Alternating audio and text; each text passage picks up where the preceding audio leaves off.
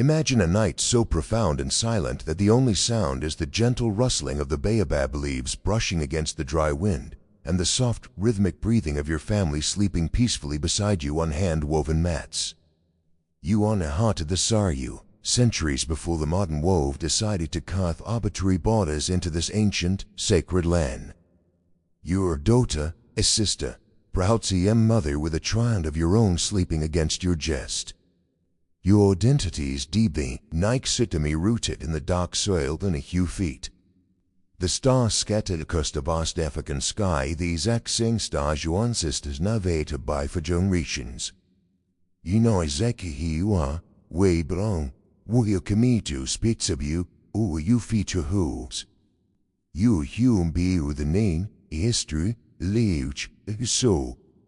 And in the span single, violent, or shattering heartbeat, that entire beautiful universe is about to be violently torn apart, never to be reassembled again. The tranquility of the night is ripped open by sound that will permanently embed itself in the darkest, most terrified corners of your mind for it is left to your life. It begins as a low, honest rumble, the thundering hooves of dozens of horses and gallows in the distance, going lullaby to second, vibrating through the earth and streeting to you bones. Then come the screams. Not ordinary shouts of alarm, but the raw, guttural cries of a community being violently ripped from its existence. Before I can even sit up, before your eyes can adjust to the dark, the night sky outside your door is painted the sickening, violent shade of orange. You village, the only world you've ever known, the place where you took your frost steps of learned your frost wads, is completely engulfed in fire. You burst through the door your hut, the intense heat instantly blistering your skin and stealing the oxygen from your lungs. Chaos is absolute and deafening. The men came from the north, men, their faces tightly wrapped in dark cloth, their eyes cold up to freeze the desert sun, moving, terrifying, potus deficiency. This is not the canted, rend rate, into Holly Cancan and well-wheeled machine fueling destruction designed to maximize profit. You see your father, or perhaps your village elder, the man who taught you how to read the changing seasons, step forward with a spear to defend his home. There is a quick flash of steel reflecting the firelight, a sickening thud, and he's gone. There's no grand battle, no heroic last stand the bards will sing about. Just a brutal, indifferent slaughter. The attackers have a strict, merciless criteria. The elderly, the sick, the very young who can't survive the grew 8,000 Malmart. They are discarded like broken tools right there in the dirt. You watch in paralyzed eyes their blood mixes with the hot ash of your baying home, soaking to the earth. You try to run, your bare feet slipping on the blood-soaked ground. The hand, rough as stone unforgiving's line, closed bitedly round your hair. You're dragged backwards so harder than there and that parts. You're thorn thine thee to the ground, the thirsty dirt, ash, in copper filling your mouth.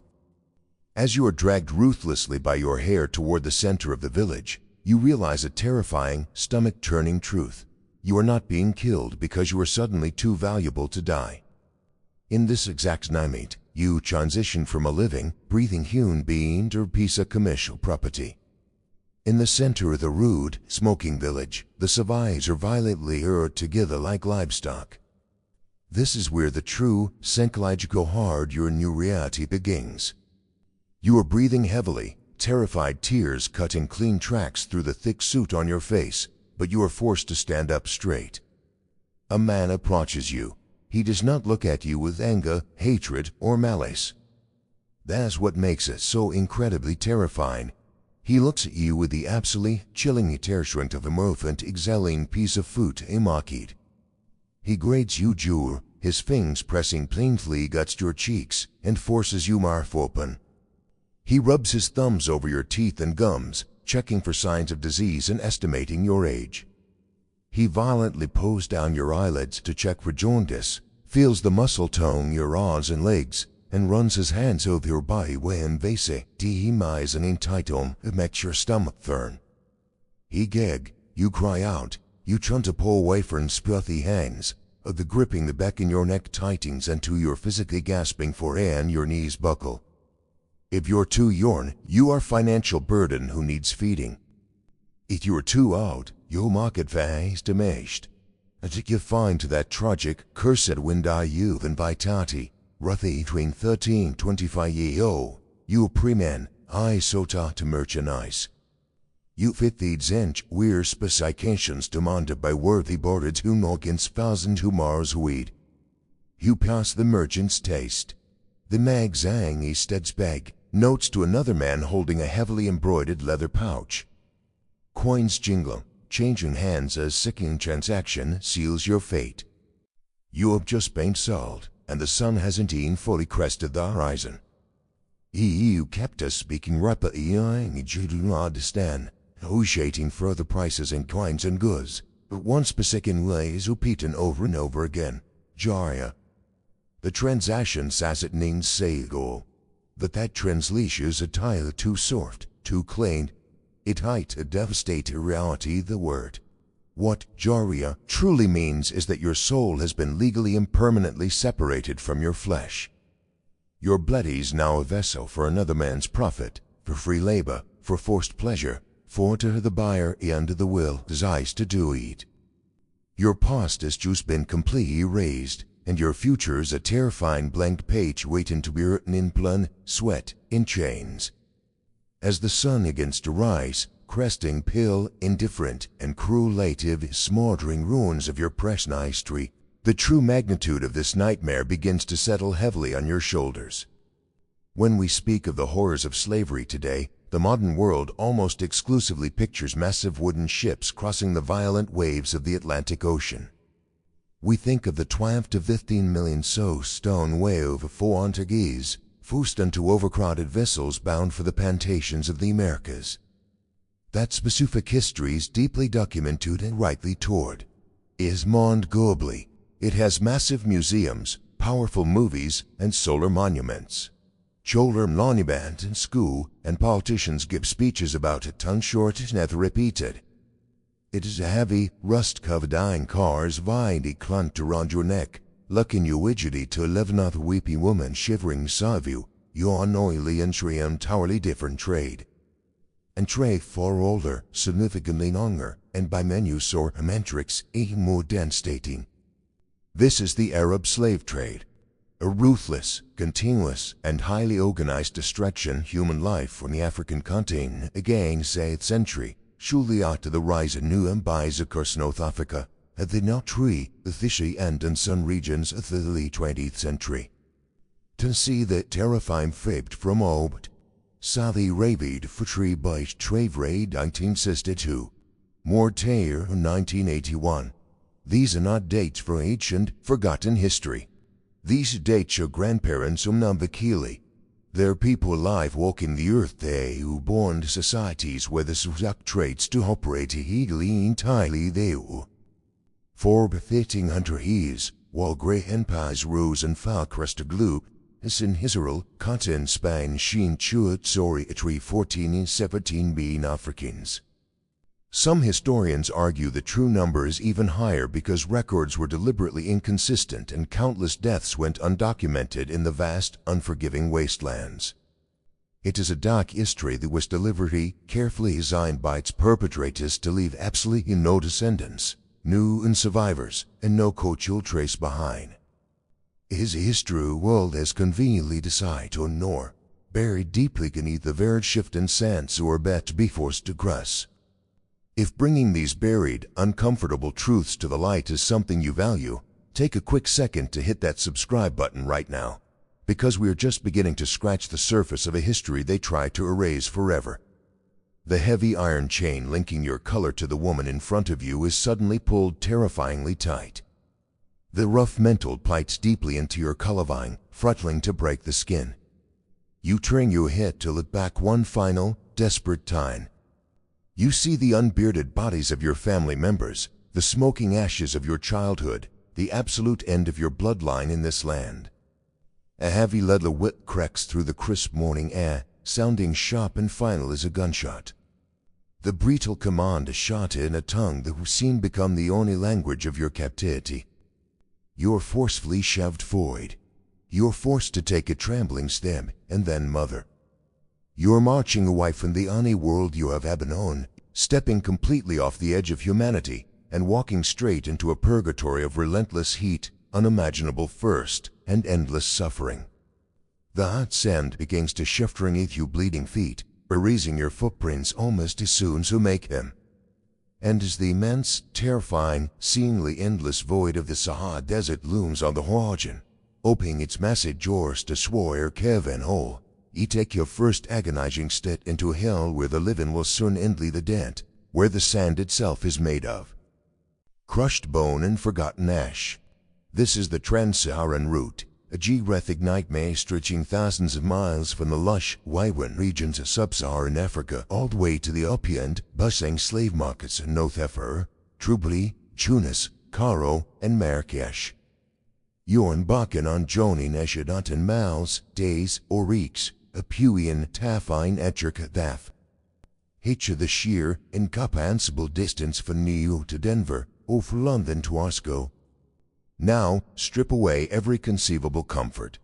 Imagine being forced to walk that entire unfathomable span barefoot, heavy, rust-flaking iron chains, with literally no water, under a monstrous, unforgiving sun seems utterly intent on withering everything touches.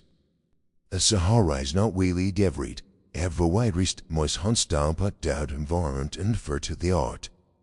As the morning sun continues its merciless climb to a cloud-leashed sky, the daytime temperature steadily rises, regularly exceeding a lethal 120 degrees Fahrenheit. The air itself becomes heavy, shimmering, and thick with heat, burning the inside of your lungs with every ragged breath you manage to draw. The golden sign, which looked almost beautifully in the pale dawn, quickly becomes a raised, superheated skillet. It becomes so incredibly hot and immediately blisters your bare, unprotected skin on contact, turning the soles of your feet into cramped, bleeding, and agonizing open wounds. The heavy iron car around your neck, absorbing the brutal, unyielding heat of the relentless sun, begins to see the sensitive skin of your throat and jaws. Every single step you take is a moving into an agonizing effort against the heady metal chains that bind you to your catty wound. You feel then a profoundly isolated wound with your suffering. You hear their ragged, desperate breathing, the muffled, tearless sobs of a young girl to your left, the feverish, delirious muttering of an older woman behind you. But there is absolutely no comfort to be offered, no solace to be found. You stumble, the thick, heavy chain violently jerks your neck, choking you and threatening to drag the wind beside you down to the scorching sob. Unfolding is a luxury you absolutely can't afford. The crack of the leather whip is a constant, rhythmic soundtrack to this nutman, accompanied by the high shouts of the Arab guards who ride comfortably on their heavily laden camels, their faces wrapped to protect them from the harsh elements that are currently destroying your body. Shade simply does not exist here. For hundreds upon hundreds of miles, there is nothing but an endless, roaring ocean of blazing dunes, stretching out to the hazy, distorted horizon in every single direction. You completely exposed, moving slowly like a light condemned ghosts through a fiery, inescapable purgatory. But the absolute horror of the Sahara is not limited to the daytime inferno.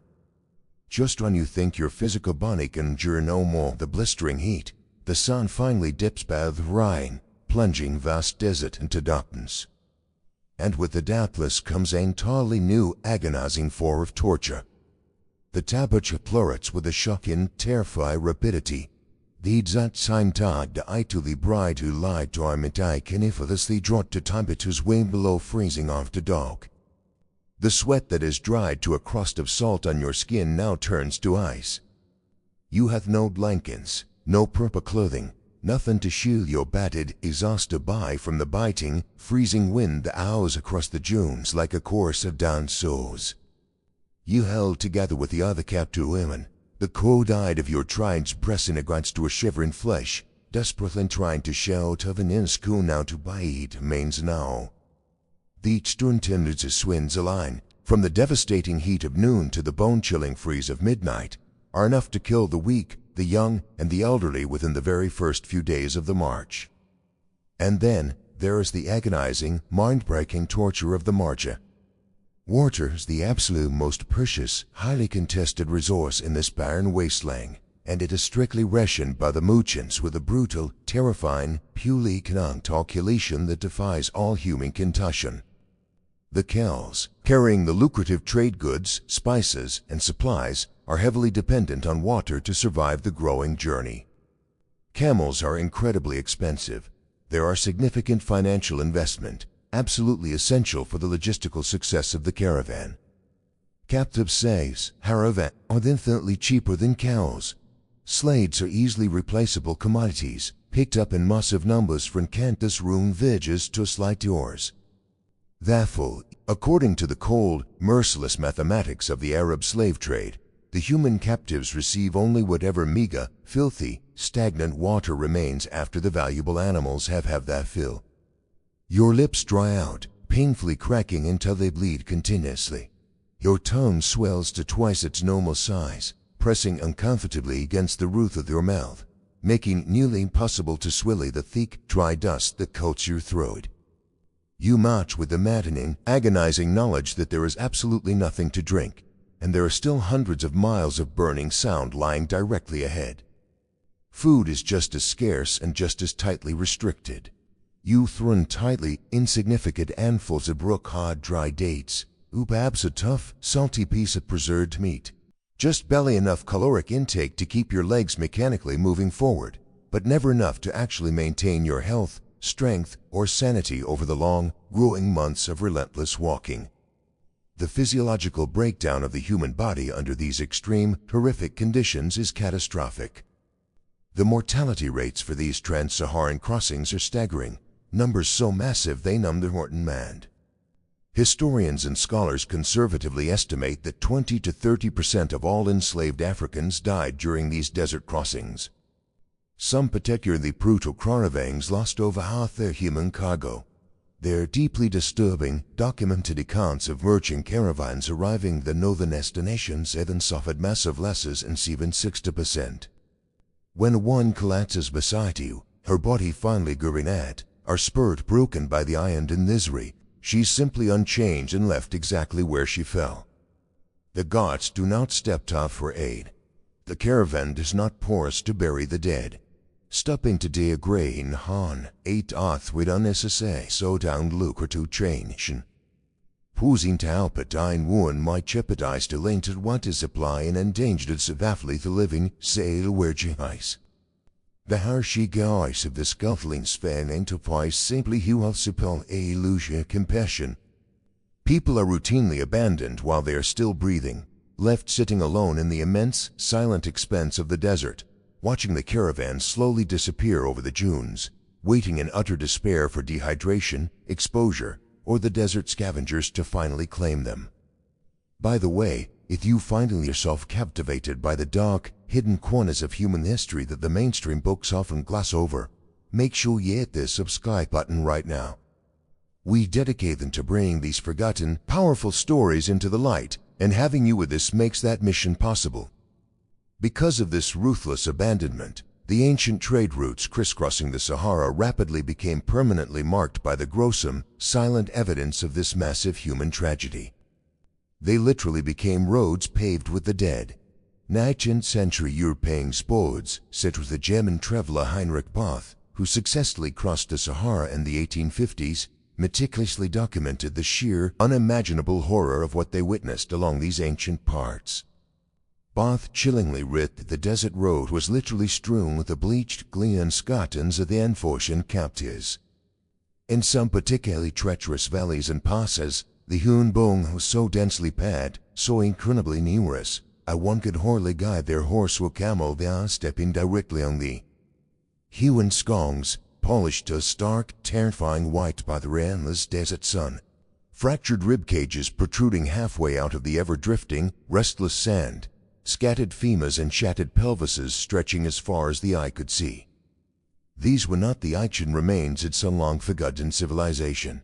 They are the fresh, recent, heartbreaking additions to trails that have been steadily accumulating a massive crop of bodies for over 1,000 years.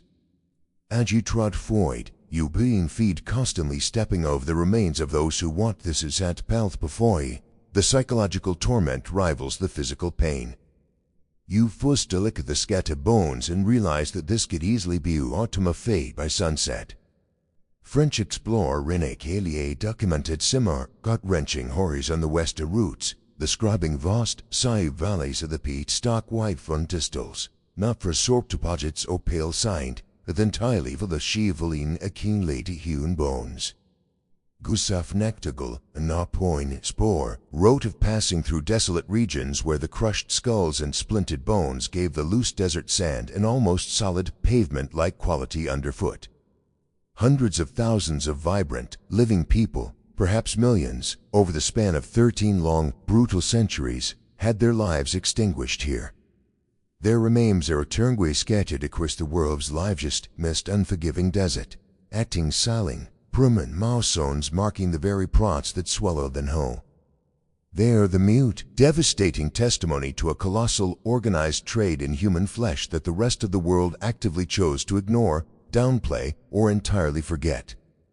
For the women who somehow, miraculously survive this unimaginable ordeal, who somehow enjoy the blistering heat, the freezing cold, the agonizing thirst, the near starvation, and the relentless, soul-crushing despair of the death march, a rifle of the bustling North African parch, our fortified desert outpost does not signify rescue, relief, or salvation. It merely signifies that the in threat of dying the sand is temporarily subside. The ends ocean Jews finally gives way to stone walls, cross streets, and the overwhelming cold noise of civilization. The smell of the open desert is replaced by the heavy scents of roasted meat, anxiety patients, unwashed maize, and the pungent roar of massive livestock markets. Your survival has caused a massive catastrophic cost. Many women arrive physically broken and psychologically shattered in ways that do not fully show on the dirt-caked surface of their skin. Your body has somehow made the physical journey across the continent, but a significant portion of your spirit, your hope, and your humanity is being left behind, buried forever in the shifting sands. Your terrifying ordeal is nowhere near over. It was merely evolving, mutating, and transforming into something far more cities, far more intuitive, and profoundly more degrading as you are violently herded through the imposing city gates, stepping straight into the calculating, predatory gaze of the flesh markets, where the true, calculated stripping of your humanity is about to begin. Right in the heart of the most opulent, wealthy cities of the ancient world. You survived the unimaginable horrors of the Sahara Desert. You were forcibly dragged through massive stone gates of cities like Cairo, Marrakesh, or the bustling port of Zanzibar. You realized that the world is with only the vast Sarkothau. The baffling, chaotic ways of the city twelches of the could wait. The smell of burning sand and death is suddenly replaced by the overwhelming, intoxicating aromas of roasting meats, exotic spices, heavy perfumes, and the pungent, unmistakable stitch of thousands of unwashed bodies crammed into holding pens. The slave markets of the Arab world are not chaotic, impromptu gatherings. They are ancient, highly sophisticated institutions that have been meticulously refined over the centuries into operations of terrifying, absolute efficiency. Cairo's market alone has operated continuously for over 1,000 years by the time European observers even begin documenting it. Generation after generation, ruthless traders have perfected the practices, the pricing models, and the deeply degraded techniques of human evaluation. Before you present it to the buyers, you subject it to a process that marks the very concept of gear. You're thrown to dark, cryolate holding pens where you're finally given fervent wager. But this is not an act of sudden compassion. It is a calculated economic investment. The merchants need to plump up your start MAC frame just enough die the devastating toll of the death march and artificially inflate your market day. You roughly washed, your skin scrubbed raw and then heavily cut and scented oils. The oil is meant to make you clean into harsh market sunlight, to mask the deep pawn scars carved into your flesh by the iron cars and the relentless desert wind. You are dressed in cheap, revealing fabrics designed specifically to accentuate your physical form. You being packaged, your product being prepared for the display shelf. The buyers begin to arrive, filtering to the grand courtyards and skisy backrooms of the market.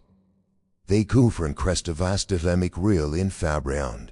There will fiatman nobles from Constantinople JT find 6, Persian merchants for a sign with purses heavy of gold. Wealthy Arab traders from Damascus and Baghdad seeking domestic servants, and agents representing the sprawling, secretive royal policies. The markets are strictly organized by category, a horrifying testament to the sheer scale of the operation. Common laborers are herded into one loud, dusty section. Skilled workers and craftsmen grouped in another. Domestic servants stand in a third. But you, Yun, Fingin, and Abin Sarai the brutal crawling the descent, are taken behind intricately carved wooden screens into the most exclusive, fiercely guarded areas of the market. This is the section intended for private, high-stakes sales. The examination process is systematic, agonizingly slow, and profoundly, intentionally violating. A potential buyer approaches you. He does not look at your face to see so. He'll to your body to calculate his return on investment. The examination begins with your teeth. His dwarf, heavily ringed fingers pry your jaws apart. Dental health is the primary indicator of age and physical condition, and experienced bias can estimate your remaining years of useful life entirely from the stay your teeth. Next, your skin subject to intense, humiliating scrutiny. They check every inch of your bright years, prior scars upon your gator or bias nature past partitions. For eyesight imperfection could be used to haggle down your price. Your hair is pulled and examined for texture and length. Then comes the rest of the evaluation. Buyers paying preen prices demand absolute thorough inspections. These examinations are deeply intimate, overwhelmingly invasive, and conducted with the exact sanching attachment a butcher might display when evaluating a piece of livestock. European traverse Wednesday's Nikets left accounts subrethig, sandikli stampen, that their publishers frequently censored their journals to protect the delicate sensibilities of the Western public. One British observer in the 1830s chillingly wrote that the captive women were made to walk, to turn, to display themselves in ways that simply could not be described in polite company. The buyers, he noted, examine them as a horseman examines a mare, with identical cold calculation and a complete, terrifying absence of any human feeling. You are stripped of your clothes, stripped of your modesty, stripped of your right to your own body. You stand freezing the heat, your humanity entirely erased by the predatory eyes that scan your trembling frame. While means people first endure as say to you are ignore, the word has lot each other to get them. Their trauma was swept into the rugged history. You feast off these stories stay buried, heavily uncovering the darkest, most hidden truths I past. Take a single second right now to subscribe button. Your support is the only way we can continue to burn these forgotten voices better than the dead and ensure their suffering is finally not by history. If the evaluations continue, the economics of human misery dictate your fate. Prices vary wildly based on origin, appearance, and intended use. Women with highly desirable features bring significantly more gold. Ethiopian women, for instance, command premium prices across almost all Eastern markets. The specific features considered particularly desirable, often selling for double or triple that women from other regions might bring. Young virgins when provide backgrounds can sell for staggering cooling to several years' wages per common laborer. The highest prices of all are negotiated in hushed tones, paid privately by secretive agents representing the wealthiest, most powerful households in the empire. Zanzibar, the massive island fortress off the coast of East Africa, becomes the undisputed epicenter of this horror in the Indian Ocean well. That's Ipsley Peak, a staggering 50,000 slade price to its notorious markets annually. The island's entire brewing economy revolves exclusively around human merchandise. Dr. David Livingstone, the famous explorer, witnessed this specific trade firsthand, and what he saw fundamentally broke him. His frantic attempts helped galvanize early abolition efforts. He wrote with trembling hands that to overdo the evils of this trade was simply impossible. The suckered, he stated, did not admit exaggeration. The sight he witnessed was so deeply revolting that he spent the rest of his life trying to drive them from his memory, and they haunted his every waking moment. But the absolute worst torment of the market is not the physical violation. It is the final, irreversible severing your heart. If you miraculously manage to survive the grueling desert cussing auntie, sister, a friend for newborn veg, or child who desperately swore to protect, this workshop lock is where those sacred bonds are permanently, violently destroyed. The separation follies opens wide on the blood-stained stones of the market full. Mothers are violently torn from their screaming children, husbands from weeping wives, sisters dragged by the hair in opposite directions. The bonds of a lifetime severed in mere seconds, with absolutely no hope of reunion in this life. The missionaries who witnessed these brutal separations left harrowing, tear-stained accounts describing scenes of unimaginable, wall-ending grief. They wrote the deafening screaming, the desperate, bloody clinging as families tried to hold onto each other for just a few more agonizing seconds. They documented the final moments of physical contact before the heavy chains were pulled tight and people who loved each other their entire lives would dread dwaying the crowded streets, never to meet again, never to know if the other survived the night. One missionary wrote the horrific psalms of their mothers waiting for their store children more to his nightmares for decades afterward. He swore that he could still hear those mothers calling out decades later, that no matter how far he traveled across the globe, or how much time passed, those desperate screams followed him into the dark. Those screams echoed relentlessly across the continent of Africa or the Middle East for over 1,300 years. And yet, almost no one in the outside world heard them or cared not to stop them. Finally, the man evaluating you gets a correct nod. The haggling ceases. A heavy leather pouch of gold coins changes hands. The sheer wealth exchanged for your life is staggering. You suddenly worth less than your knee carpet you forced to kneel upon. The transaction's complete. The heavy lying chains of the desert are subtly unclasped. They are immediately replaced by the silken ropes suffocating how the confines of your new, terrifying hands. You hadn't had almost of you and gone. You pulled forcefully away from the noise of the open market, away from the fading screams of the mothers, and steered toward the wealthiest, most heavily guarded districts of the ancient city.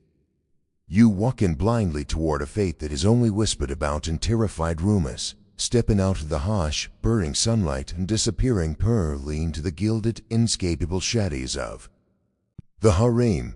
The massive, brass-studded wooden doors of the palace closed heavily behind you with a deeply final, echoing third, entirely sealing you off from the outside world forever. The chaotic, deafening noise of the market, the blinding glare of the North African sun, the dust, and the agonizing screams of separated families are instantly replaced by a suffocating, terrifying sightings. You standing in a courtyard of unimaginable, staggering wealth. Intricate geometric mosaics cover every inch of the cool floors, fountains constructed of pure white marble gently murmur in the center, and the heavy, intoxicating scent of jasmine, myrrh, and burning frankincense hangs thick in the stifling air. To the outside observer, or the naive traveler, this might look like a sudden, miraculous elevation from the horrors of the desert death march. It looks like a paradise constructed of silk and gold. But as you are forcefully ushered deeper into the labyrinthine corridors of the palace by the towering, silent unit guards, you realize with a sickening drop in your stomach that this is not a sanctuary. It is a slaughterhouse for the human soul. This is the gilded cage, and its bars, though forged from precious metals and draped in velvet, are infinitely stronger and far more permanent than the rusted iron chains you left behind in the burying sands of the Sahara. The physical torture of the desert has ended, but an entirely new, profoundly insidious form of violence is about to begin. The systematic, highly calculated, and obsolete erasure of your entire identity. The women that purchased you, the sea concubines and the horrible females of the household, merely set to work dismantling every single piece of the human being he is to be. The very first thing they steal from you is our mind. The name your mob whispered to in the doubt, the name you vich nearby, the name that carries the lineage to your ancestors. It is brutally stripped away and strictly forbidden. If you dare to speak it, you violently beaten. In its place, you assign a new, submissive, often degrading Arabic or Turkish name. Label it at the face or entirely the property of your new master. Next, it hit your language. Then like ripples of your tongue, and swung to her mind, a story of your people, and viciously beaten out of you. You forced it in language to captains, to speak their words, to adopt their inflections, so that you may better understand their commands and anticipate the desires without delay. Your religion, your spiritual connection to the earth and your ancestors is eradicated or replaced. You forced to kneel, to pray, and to submit to the customs of the very men who burned your words to ground and slaughtered your family. The psychological conditions relentless, brutal, and completely inescapable. You are taught how to walk with silent, invisible steps so as not to disturb the master.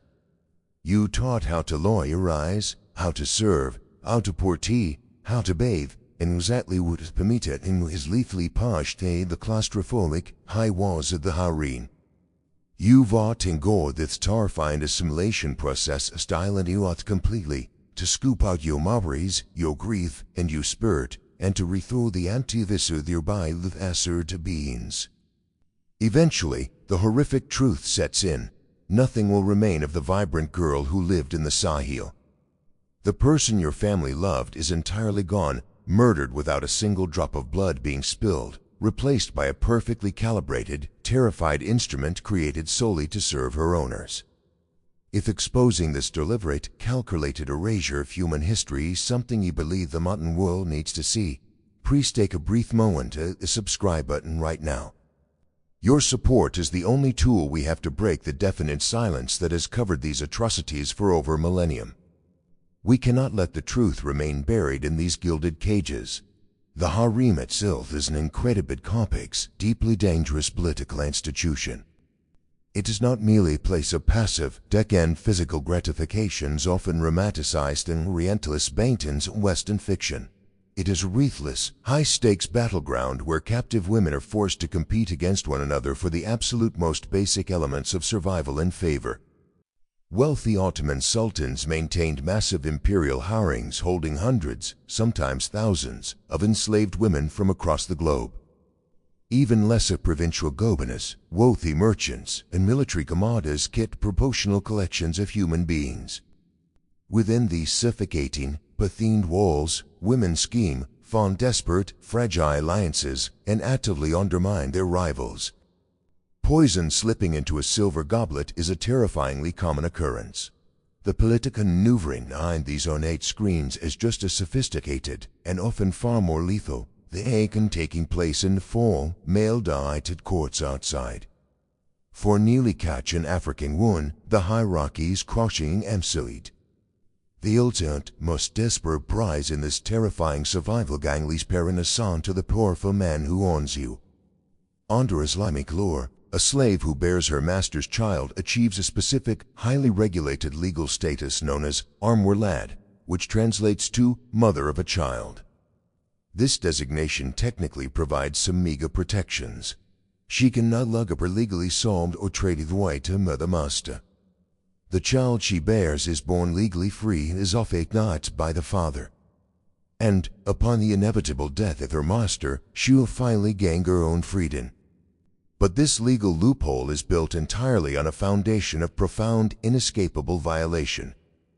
The dark, unspoken reality of the lad protection is that it requires total physical submission to the very man who holds the power of life and death over you. There's absolutely no concept of consent in this world. There is no option to refuse, no right to say no, no physical autonomy whatsoever. Whatever intimacy occurs behind the heavy, velvet curtains of the bedchamber is entirely compelled by the overwhelming, terrifying threat of violence, starvation, or being sold back into the brutal, deadly conditions of the open market or forced domestic labor. You were juiced to an incubator, a biological tool kept intact, well-fed, and kept fertile specifically because of what your body can produce for the master's bloodline. The protections of lad only apply for the pregnancies confirmed. Before that moment, and in the terrifying event that you cannot conceive or bear a child, you remain nothing more than disposable, depreciating property. Even if you successfully bear a child, your torment takes on new, deeply psychological dimension. The child is legally free, acts if elevated to a position of prominence within the hierophant or the empire. That you, the mother, remain a slave. You watch your own flesh and blood grow and world that use inferior property, a mere vessel. You cannot pass down your true heritage, your language, or your memories to this child. To do so jeopardize their standing and your fragile safety. And so, the severance of your lineage becomes absolute. As the long, agonizing decades pass in suffocating wars of the past, your youth, which your any courage use, Rudu Conway, against your nebajwe fade. Their mashed his eyes turn to the muir, your cattooths brighten for the endless raids just the sile. You were slowly pushed to the margins of the household, forgotten in the shadowy corners of the gilded cage, relegated to performing menial tasks or quietly serving out the remainder of your days in isolation. You sit by the marble fountains, looking down your hands that once worked the dot side of your home end, now soft and caution. You realize with crushing world end in despair your entire existence, your suffering, your stone life, has been entirely consumed to fuel an empire that will never even record your real name. But the most terrifying question, the doubt mathematics history has desperately tried to hide, still remains unanswered. Over 1,300 years, 14 to 17 million Africans were violently dragged into this continent by mission. Yet, look around the Middle East and North Africa there. Where are they? The horrifying, Nessid demographic vanishing act lies in the darkest, most deliberately erased secret of the entire trade. A secret that begins with the men left screaming in the sand and ends with a complete genetic annihilation that we are about to uncover. This final, horrifying chapter of the darkest trade humanity has ever successfully buried. When you look at the legacy of the transatlantic slave trade, the horrific injustices are physically and demographically undeniable. And the Americascally and roughly 45 million people in African descent. They're the living, breathing proof of what happened over those 400 brutal years. Their very existence keeps the memory of their ancestors vividly alive. Their ongoing struggles for equality, their vibrant cultures, their music, and their undeniable, powerful presence ensure that the history of the Middle Passage can never be fully erased or conveniently forgotten by the modern world. But what he turned our gaze to the Middle East, to North Africa, and to the Arabian Peninsula, after 1,300 uninterrupted years of importing somewhere between 14 and 17 million enslaved Africans, you're met with an absolutely chilling, terrifying void. You find incredibly small, isolated communities in Yemen, scattered, marginalized populations in southern Iraq, and tiny remnants of Afro-Arab descendants in Iraq. You find microscopic pockets where there should logically be tens of millions of people. The dark mathematics of this history simply do not add up. So, where did those 14 million human beings actually go? The answer to that colossal demographic vanishing act is the absolute darkest, most deeply unsettling part of this entire story. The men who capture in those dawn raids, the strong, young warriors and farmers who separate from the wind before the agonizing desert march, faced a completely different, systematically catastrophic fate. They were deliberately, brutally castrated. This is not a French start of theory, and his not a modernization. This is a devastator, undeniable firestalker into course years of pro resources, tribal laws, emergent ledges spanning multiple centuries. Armed slave trees systematically castrate African males at staggering, apocalyptic rates. A procedure is performed in horrific, unsanitary conditions at very specific, strategic points along the ancient trade routes before the cantors have reached the major northern markets. Satin Egyptian monasteries beginning to see wealthy and starkly infamous foreign massive castration centers. The brutal, agonizing reality of this mutilation was that for every single man who miraculously survived the crude procedure to become a highly valued eunuch, somewhere between 3 and 5 other men died in unimaginable agony from catastrophic blood loss, severe, untreated infection, or sheer physiological shock. Some historical sources suggest the mortality rate was even higher, reaching a terrifying 80 to 90%. Think about the cold, psychopathic math of that massive operation. If a wealthy trader needed 100 living units to sell to the imperial palaces in Istanbul or to guard the royal harems of Damascus, he might have to start with 400 or 500 captive men. The vast majority of them died screaming in the unforgiving sun, their lights completely disguised simply to produce a specialized, sterile luxury product for the elite classes. The economics of this mass mutilation were undeniably brutal, but they were terrifyingly logical to the empires that demanded them. Castrated, mutilated slaves could never reproduce. They could never form their own families. They could never create strong, unified communities and might one day grow powerful enough to resist their captors. Most importantly, they could never leave behind descendants might one day demand freedom, equality, or historical reparations.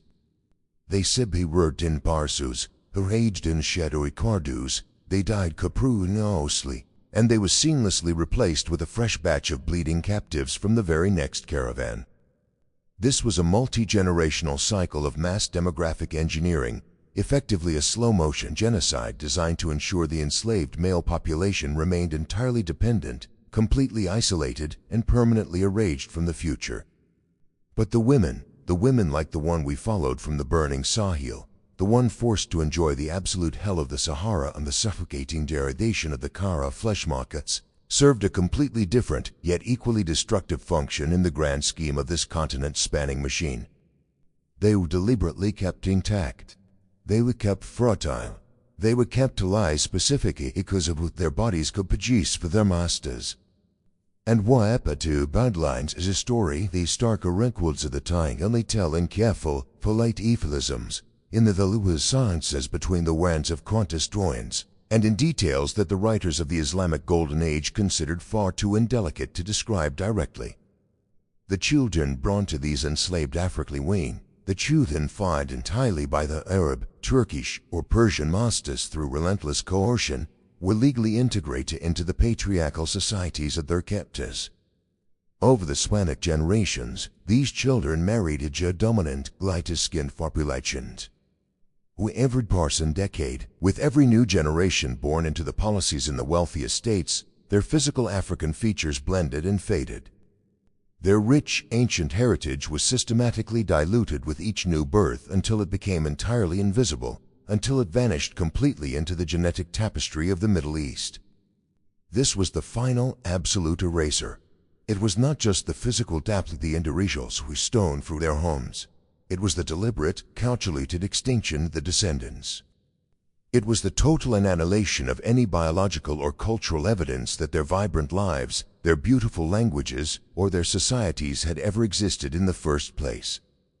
If you are still here, listening to this profound silence, reading between the lines of a history they tried to bury under the desert sands forever, please take a brief moment to hit the subscribe button.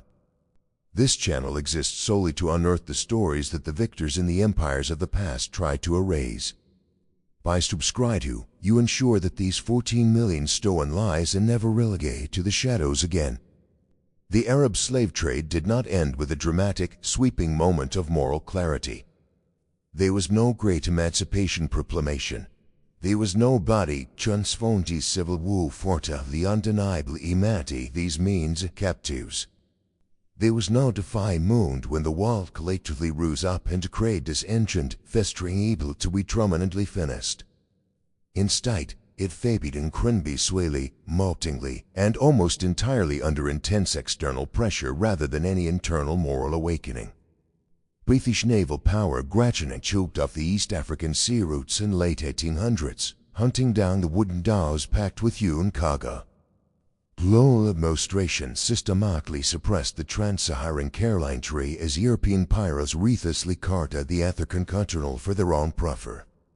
International diplomatic pressure, not a certain renovation of fundamental human rights, eventually forced formal abolitions throughout the 28th century. Because of this slow, quiet, uncelebrated fade, the legacy of this 1800-year nightmare is not found in messy stone monuments or solemn national days of remembrance. The true legacies of warming, deafening absence. In the year 2120, archaeologists Threens wrote unforgoing essence of Lippi uncovered a message undocumented. As they carefully pressed away shedding sand, they found hundreds of human remains stacked upon each other. Forensic analysis later revealed that these were sub-Saharan Africans who had died sometime in the 18th or 19th century. They were almost certainly enslaved captives who never finished the grueling desert crossing. Men and women collapsed for severe exhaustion, dehydration, and absolute despair, and were cantily upon Wanalukata caravan kneeled on toward the market to the north. They are then the no names recorded the merchant's ledger. They have no living descendants to claim their bones or mourn their passing. There is no one anywhere in the world who remembers that they ever lived, loved, or suffered. There are no stone grave markers. There are no marble memorials. Just bleak bones beneath the shifting desert sand, offering sendent, devastating testament to colossal human tragedy the rest of the world had to the church to forget.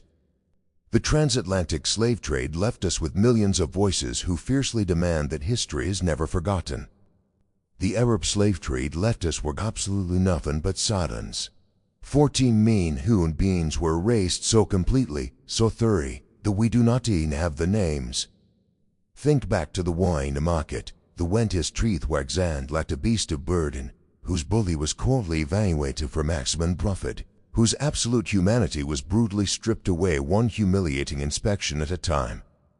We will never ever know what she was kind of the least of her name. We will never know the sweet name her mother whispered to her, name the distraught village knew about. She might have ended up in Mesa, a huge Cairo harem, desperately competing with dozens of all captive one for time scrapped attention and basic survival from a man who legally owned her day so. She might have ended up in a wealthy Baghdad household, endlessly cooking, cleaning, and submitting to her master's demands in terrifying, perpetual silence. She might have borne children who never once heard her sing her original language, who never knew vibrant stories, who never met the beautiful, lost world she came from. She might have died alone, freezing desert night, her bones joining the millions of others, serving some macabre, forgotten milestone on the very roots that modern civilization has tried so desperately to forget. What we do know, we must absolutely swear to remember today, she existed. She was real, she suffered, she endured the profound, systematic cruelty that no living creature should ever be forced to endure. And for 1,003 decades, millions of women exactly like her fed a continent-spanning machine that was specifically designed to consume them completely and leave absolutely no trace behind. The victims of this hidden history do not have grind museums in the capitals of the world. They do not have dedicated days of remembrance on our calendars. They have when in the sat covering their bones, and the stories we consciously choose to tell today. Remember not as a cold statistic, not as a faceless, nameless number in the forgotten merchant's ledger. Remember her as someone's beloved daughter, someone who laughed under the bright Sahel sky, someone who had a real name, a real life, and a real soul before the world decided to erase it. That memory is the absolute only memorial these 14 million people will ever receive. This is Crown Dagger. We do not sanitize history, and we do not look away from the dark. We show you what actually happened, no matter how uncomfortable it might be. If this story mattered to you, if it moved you to see the truth, drop a like, hit subscribe if you haven't already, and tell me in the comments down below.